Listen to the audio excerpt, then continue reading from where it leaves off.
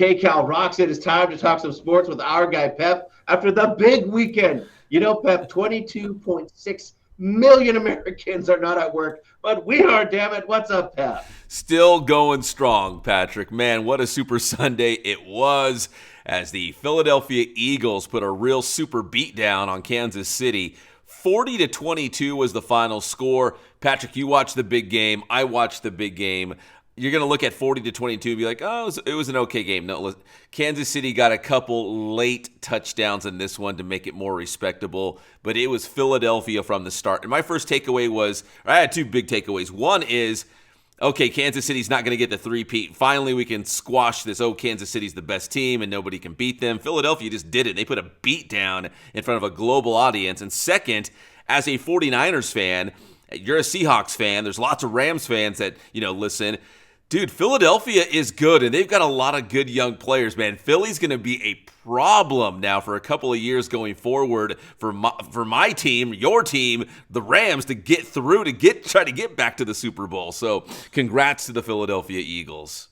Absolutely. I mean, this is the second time that Jalen Hurts has played really well in the big game. Yes. So it looks like they just need to get through the season and get him into the big game because he played well once again. So that tells me something right there is if they make it all the way, they're going to be a tough team to beat. And that defense was just overwhelming and really a Murphy's Law game. I mean, everything was going wrong for the Chiefs, which does kind of make sense. They've had a lot of luck. They've had a lot of things bounce their way, especially this year. And finally, it swung back the other way. There's always a point where, the first initial, oops, what's going on here? And for me, that was when Travis Kelce missed an easy catch that would have given them the first down to keep the drive going. And then later he dropped another one. That was the first leg.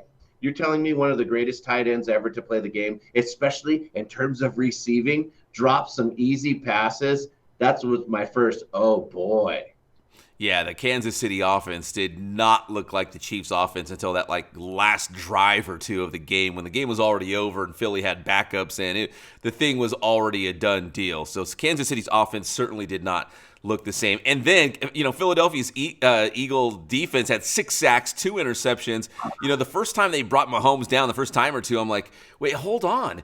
I think the Eagles realized that you are allowed to tackle Patrick Mahomes, bring him down, and they were doing exactly that.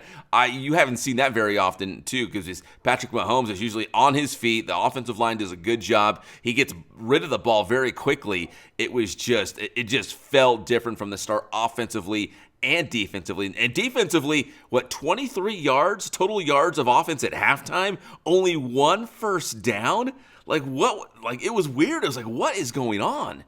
It's just like you were saying about the score. Yeah, they got 22 points, but they had 0 for the majority of the game. That Eagles defense was stifling. My goodness. Vic Fangio. Yes. A lot of people are really happy for him. Let's remember, he entered the league in 1986, and he finally wins the big game. So a lot of people were really happy for him. Yeah, the architect, right, of that Philadelphia defense. And listen, Jalen Hurts was the MVP. Saquon Barkley, you could say, is maybe the reason they got to the Super Bowl. But in the Super Bowl, for me, it was that defense and what they did to Patrick Mahomes, Travis Kelce, that offense. They had absolutely nothing until the end of the game. Cooper DeJean, the freaking birthday boy with the pick takes it all the way back. I was just like, what is happening? Yeah, not only just the interceptions, but the timeliness of them, where they were at on the field, at what point in the game. It was just everything was clicking for Philadelphia. And, again, I was joking with my wife, oh my gosh, this game has gone off script. What are the referees going to do to try to pull Kansas City back in? And it never happened. It never happened, man. And that's the way it goes. There's a reason. 3 Super Bowls in a row. Not so easy. Yeah, no, not so easy. And is Kansas City going to be around next year? Oh, yeah. They're still going to be good. But I think a lot of people are going to feel like, listen, they're not the Chiefs like what we used to know, where they just run people over. It's already decided. And like I said, in the NFC at least, Philadelphia is still going to be a big problem. I mean, I know Jaden Daniels and the Commanders are going to be much improved. Matt Stafford is coming back for the Rams. I've got hope in my 49ers still, even though it looks like they're going to, trade away Deebo Samuel. They should still be pretty good. But yeah, Philadelphia is the team to beat going into next season now. Yeah, that may not be good for our teams, Ted. No, not at all. All right, the other big football news, kind of weird that it came out on the Super Bowl Sunday, was that quarterback Aaron Rodgers and the New York Jets are likely going to part ways this offseason. Now, the new NFL season officially kicks off that first week in March, and it looks like he will be on the move. And I bring this up because, again, a lot of Raider fans, a lot of silver and black here in the IE. Las Vegas could be a destination for Aaron Rodgers. The other team that they're bringing up is the Vikings, which ironically would be the weird career path of Brett Favre, who Aaron Rodgers replaced the Jets and the Vikings if he did something like that, because Sam Darnold might be on the move, and J.J. McCarthy, that big first-round pick they had last year for the Vikings, might not be ready to go after tearing his meniscus. So Aaron Rodgers might be on the move. Maybe the Silver and Black, maybe the Vikings. Yeah, those teams that need a bridge quarterback for a year or two could be. Could you imagine him in the silver and black? What does that mean for Davante Adams, right? Does it mean he's got to go back? I mean, I don't know what's going on. Is he stuck in the Jets hellhole now? Yeah. What's going on? I mean, it was weird to hear that. Okay, I mean, they're putting it out. Hey, man, we're moving on. Okay. Yeah, you're right. Davante Adams going to the Jets, and then they get rid of Aaron Rodgers to go back. If he went to the Raiders, going to the team that Davante just left.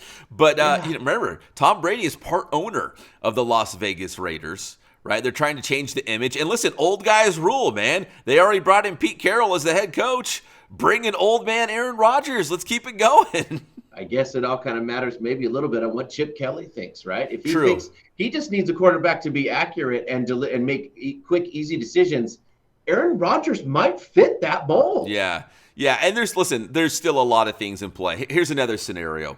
Aaron Rodgers goes to the Steelers. Russell Wilson walks. He leaves Pittsburgh. He rejoins Pete Carroll with the Raiders. I mean, there's still a lot of things in play, but it seems like Aaron Rodgers to the Raiders could be a possibility here. Steelers, Vikings. There's a lot of teams out there that might need a starting quarterback going into next season. Wow. So, and that came out on Super Sunday. It's like, oh man, that's big news, but it's going to be buried by the Eagles burying Kansas City. So just wanted to bring that up quickly.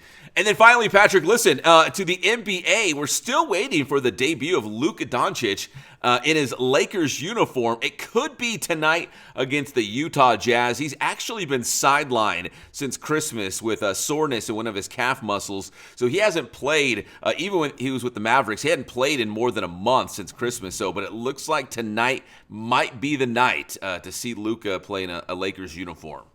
I think we'll be tuning in to check it out for sure. Kind of ironic as well. AD, who just got traded to Dallas, he's out as well. So it's like two injured guys got traded for each other. Dude, here's the weird part, too. Okay, so Anthony Davis out with the Dallas Mavericks. Not a huge shock, right? He was hurt all the time. They called him street clothes for a reason.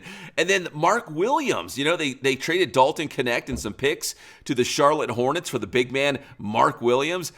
That trade was rescinded because Mark Williams did not pass his physical. We got guys injured and beat up all over the place. Wow, man, what is going on? I actually think if AD is able to get healthy, they might actually be better than I think. Kyrie, AD. We'll have to see what happens here.